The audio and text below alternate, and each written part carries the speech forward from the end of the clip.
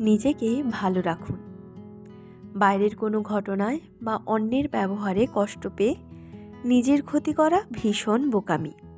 নিজের জীবনটা অনেক দামি, তাই যা কিছু হয়ে যাক না কেন নিজেকে ভালো রাখতে হবে। হ্যালো এভরিওয়ান, আজকের ব্লগে আপনাদের স্বাগত। কেমন আছেন সবাই? আশা করি সকলে ভালো আছেন। আজকের ব্লগে শেয়ার করছি আমার স্টাডি জার্নি, হাউসওয়াইফ লাইফ এবং রেইনি ডে রুটিন। আজ 23শে জুন মঙ্গলবার। বৃষ্টি ভেজা সকাল দিয়ে আমার দিনের শুরু হলো। সকাল 7:30টায় উঠে দেখি মুষলধারে বৃষ্টি হচ্ছে শিলিগুড়িতে। আমার কয়েকদিন সর্দি কাশি লেগে আছে, হয়তো গরম ঠান্ডার জন্য, তাই গলাটা বেশ ভারী লাগছে। আর আজ সকালে শরবত খাওয়ার জন্য গত রাতে মিশ্রি ভিজিয়ে রেখেছিলাম, ওটাকে লেবু দিয়ে সকালে শরবত বানালাম।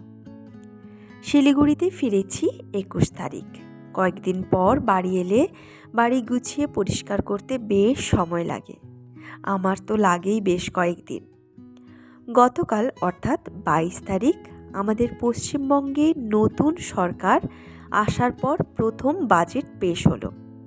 অনেক কথাই উল্লেখ করা হলো, কিন্তু আমাদের যারা আমরা ডিগ্রি অর্জন করে বাড়িতে বসে আছি তাদের ক্ষেত্রে একটু আশার আলো জাগছে। প্রায় 1 লক্ষ চাকরি দেওয়ার প্রতিশ্রুতি দিয়েছেন আমাদের মুখ্যমন্ত্রী। আর 50,000 শিক্ষক, অধ্যক্ষ ও শিক্ষাকর্মী নিয়োগের কথা বলেছেন।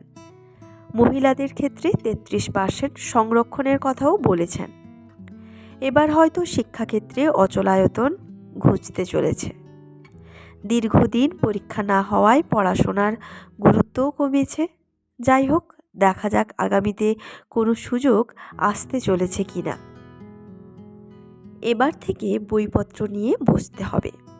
তবে মেয়েদের জীবনে বিয়ের আগে আর পরে বিস্তর ফারাক। বিয়ের আগের জীবন অন্যরকম, আর বিয়ের পরে আর এক রকম।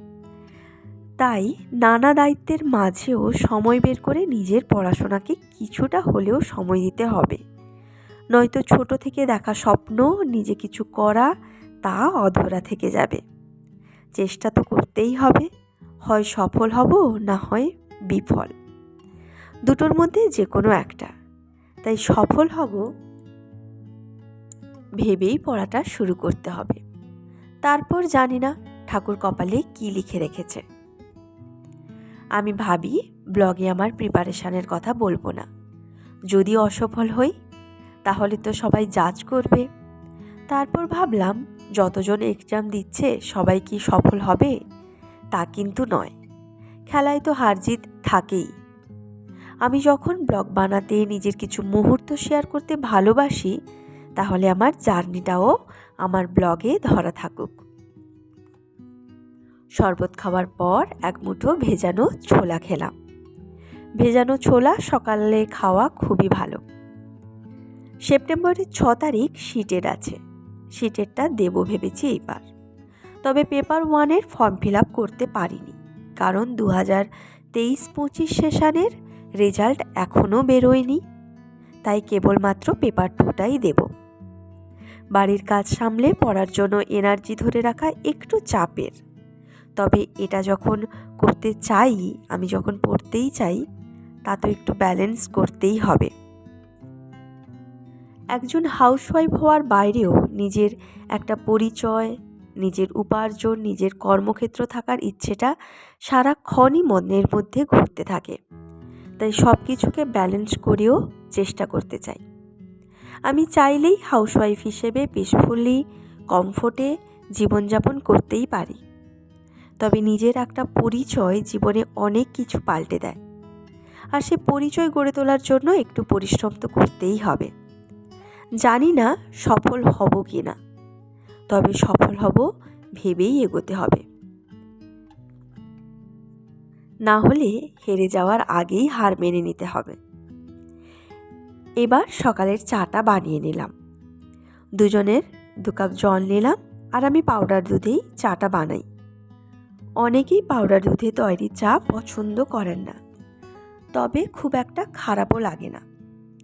সকালে খালি পেটে চা খাওয়া স্বাস্থ্যের পক্ষে ভালো নয় সকলেই বলে, তবে সকালে একটু চা হলে ভালোই লাগে। আর বাইরে যা ঝমঝমিয়ে বৃষ্টি পড়ছে, এই ওয়েদারে চাটা একটু বেশিই ভালো লাগে। যখনই চা করতে যাই আমার ঠাকুমার কথা মনে পড়ে, কি ভীষণ ভালোবেসে চা করে ডাক দিত। দুজনে চা খাওয়ার পর আমি বেশ অনেক দিন পর বই নিয়ে বসলাম।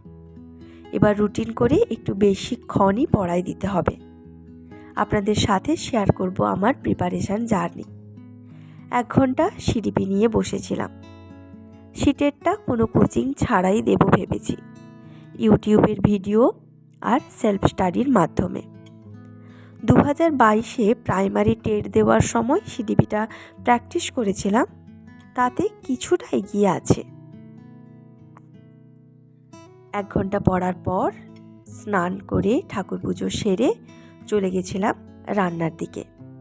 আজ এই বৃষ্টির ঠান্ডা ওয়েদারে চিকেন করব আর কলমি শাকের ভাজা। চিকেনটা নুন, হলুদ, লঙ্কা, সর্ষের তেল দিয়ে ভালো করে মাখিয়ে কিছুক্ষণ রেখে দেব। আর সেই ভাগে আলু, পেঁয়াজ, রসুন, আদা কেটে নেব। কড়াই গরম হলে আলুগুলো ভাজতে ভাজতে আদা রসুন বেটে রেডি করে রাখলাম। আলু ভাজা হলে ওই তেলে গোটা গরম মশলা, গোটা জিরে দিয়ে কিছুক্ষণ নেড়ে পেঁয়াজ দিয়ে গ্যাসের ফ্লেমটা কমিয়ে দেব। পেঁয়াজের জল ছাড়তে ছাড়তে কলমি শাকটা ভাজতে শুরু করলাম। কাজের ফাঁকে ফাঁকে অন্যান্য কাজগুলো করে নিলে খুব কম সময় যায় এবং অল্প সময়ের মধ্যে সব কাজগুলোই হয়ে যায়। মাংসটা প্রায় হয়েই এসেছে আর একদিকে বসিয়ে দিলাম শাকের ভাজা। এবার চলুন থালাটা সাজিয়ে নিই।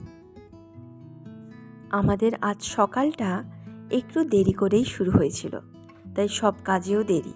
খেতে বসতে বসতে বেজে গেল 2:30। আজ তবে এখানে রাখছি। খুব ভালো থাকবেন, সুস্থ থাকবেন আর চ্যানেলটিকে সাবস্ক্রাইব করে দেবেন, লাইক করবেন, শেয়ার করবেন।